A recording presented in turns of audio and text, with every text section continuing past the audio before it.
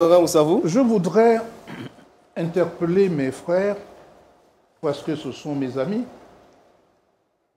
et leur demander ce qu'ils pensent du fait que nous sommes en pleine campagne et sous couvre-feu. Il y a deux souverainetés.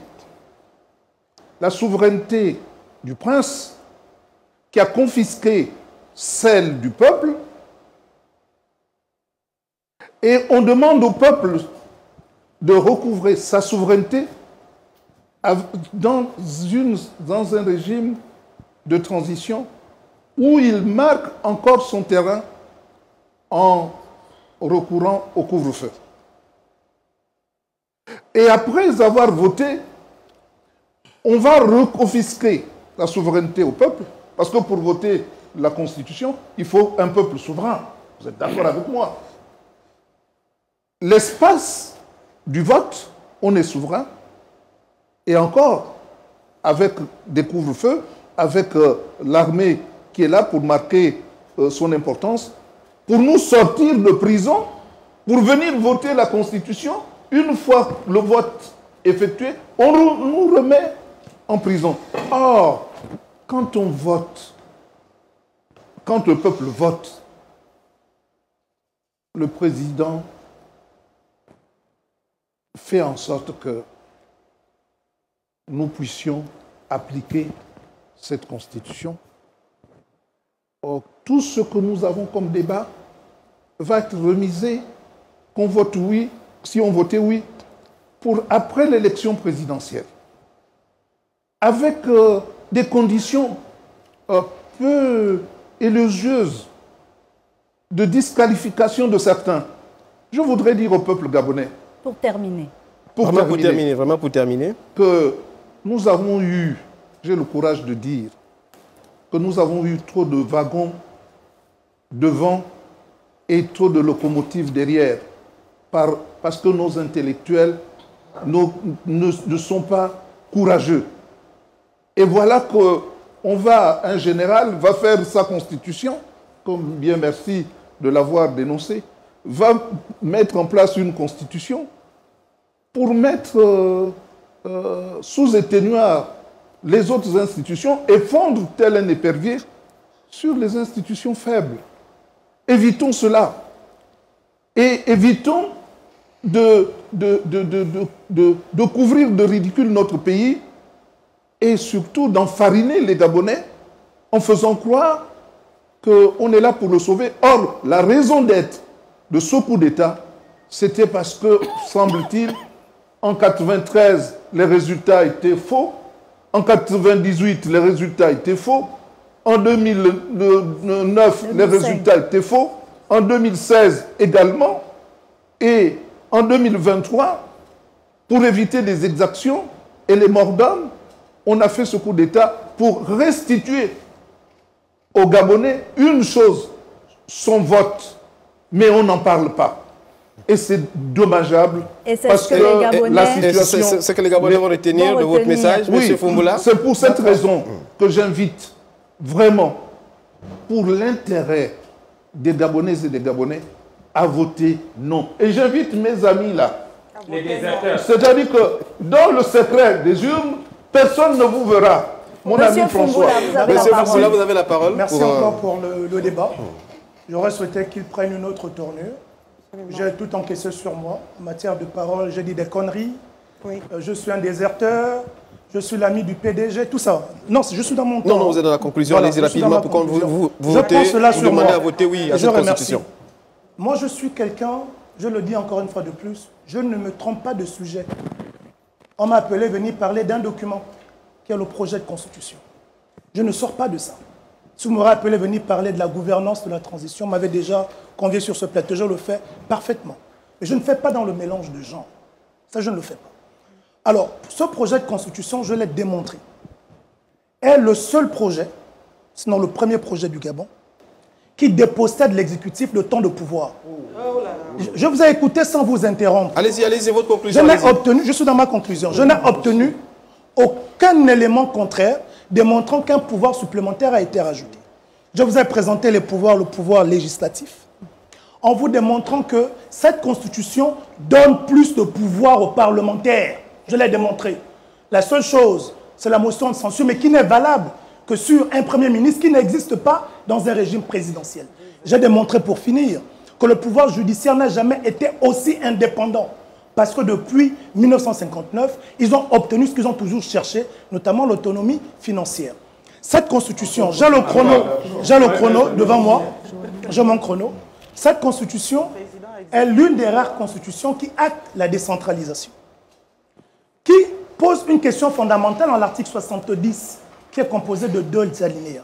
Premier alinéa, est-ce que les Gabonais sont d'accord pour que ceux qui ont fait le coup d'État ne soient jamais poursuivis dans leur vie pour les événements du coup d'État partant du 29 à la date de prestation de serment? On n'a pas dit. Pour les événements avant. S'il vous plaît, j'arrive. S'il vous plaît, laissez monsieur Fumbula terminer. C'est ça le Gabon qu'on veut bâtir. La question est posée aux Gabonais dans un premier temps. Est-ce qu'ils veulent qu'on envoie les militaires en prison parce qu'ils ont fait le coup d'État? Si la réponse est non, l'alinéa qui suit dit, à cet effet, une loi d'amnistie sera votée. C'est écrit noir sur blanc, hein? Article 70. Pour cela voilà, donc je suis en train de dire, c'est pour cela que moi je dis aux Gabonais de voter pour cette constitution, pas pour les émotions, pas parce que c'est le PDG qui est. Moi je finance, on finance au niveau du copie citoyen. Notre campagne avec nos moyens, on n'a pas eu besoin de courir à gauche, à droite. Et je pense que les Gabonais doivent soutenir ce projet parce qu'ils se retrouvent à l'intérieur et non se laisser distraire par les histoires du PDG. Johanna Boussamba, votre conclusion? Merci. Et pourquoi vous sautez l'autre? On va revenir à lui. Par l'aîné. Parce comme il est vice-président. Non, parce qu'on a terminé par l'aîné chez vous, on terminera également par l'aîné. Non, faites-le, suivez-leur comme vous avez fait chez lui. Ne faites pas deux par deux mesures. Non, non, sur le plan de la méthodologie, il faut suivre. Pourquoi vous sautez? Monsieur Libama. Non, je sais ce que ça veut dire. Une conclusion, je sais, dans une émission. Ça a son importance. Comme il est vice-président à l'Assemblée, moi je ne suis pas. Je ne suis pas vice-président. Mais pourquoi il saute? Pourquoi il saute? Oh non, hein? Oui, il faut suivre l'ordre. Allez-y, madame. Il faut mettre nos journalistes du privé. Monsieur. Non, je comprends pourquoi. Moi, on m'a dit que vous avez traité les journalistes. Pourquoi vous sautez? Monsieur Libama. Mais vous sautez pourquoi? Mais vous sautez, qu'est-ce qu'il y a de spécial? S'il vous plaît, monsieur Libama. Monsieur Libama. Oui, s'il vous plaît. Je veux vous réconcilier. Nous devons rendre l'antenne. Ce qui a donné de sang, que vous faites, Madame Boussamba, non, c'est pas bien. Ils sont mal placés, alors que nous étions bien placés. Et lui, quand on le saute, ça veut dire que dans votre entendement, vous êtes entendu que c'est lui le chef. Il va conclure. Oui. Comme je suis simple député, lui il est vice-président, et c'est la chaîne publique. Non, je refuse ça. Il commence et la femme termine. Sinon, c'est termine, c'est après le poisson. Il doit commencer, la dame. Il n'y a pas de poids, de mesure. Faites la même chose, dans le même camp que chez nous. Madame, monsieur, merci. Je comprends qu'à la fin de l'émission, vous ne gérez plus votre émission. C'est eux qui la gèrent. Encore une insulte. J'ai envie de dire aux Gabonais d'aller voter la Constitution. Pour ne pas venir... Je dis aux Gabonais de voter la Constitution. C'est l'Assemblée nationale. Pour quitter le monde d'où ils viennent et de changer de monde. Je dis aux Gabonais, avec cette Constitution, il y a un renforcement de la démocratie. C'est faux. Je dis aux Gabonais, avec cette Constitution, l'alternance est devenue possible. C'est faux. Un homme qui aura 70 ans en naissant aujourd'hui pourra vivre l'existence de 4 à 5 présidents, ce qui n'est pas le cas de M. Mahanga Moussabou. Il est né avant les Yomba et il a vécu sous les Bongo. La Constitution qui arrive va donner aux citoyens gabonais l'espérance de connaître plusieurs présidents. Et M. Libama parlait d'autochtones. Nous avons ajouté dans cette Constitution au Conseil économique et social et environnemental le mot culturel. Nous avons introduit ce mot pour tenir compte des populations autochtones. Et d'ailleurs, s'ils vont vérifier, actuellement au CS, il siège des populations autochtones. Ce peuple, c'est qui les populations et dans la Constitution, pour terminer, monsieur dans la Constitution, il y a tout ça. Alors, ils ont fait allusion au camp. Ils ont fait allusion au camp. Et même à des situations personnelles. En disant que j'ai changé de camp, moi, l'ancien combattant. Mais oui, je le dis, je l'affirme. Je l'affirme. Je n'ai pas combattu Alternance 2023 pour réinstaurer l'état d'avant. Et je l'affirme, je le dis et je l'affirme. Les personnes qui étaient en face de moi avaient plutôt des problèmes personnels que des problèmes avec la Constitution. Et nous avons bien compris, M. Ndorobia. On va permettre à Mme Boussamba de conclure pour refermer cette émission. Merci beaucoup de me laisser conclure. J'espère ne pas être interrompue. Ça dépend. La Constitution... Vous entendez? Allez-y, allez-y. Le vote sur la Constitution peut être vu comme ces débats. Vous voyez ces débats où nous avons été dans le camp du oui, extrêmement respectueux. Lorsqu'ils se sont exprimés sur leurs conclusions, pas un d'entre nous ne les a interrompus.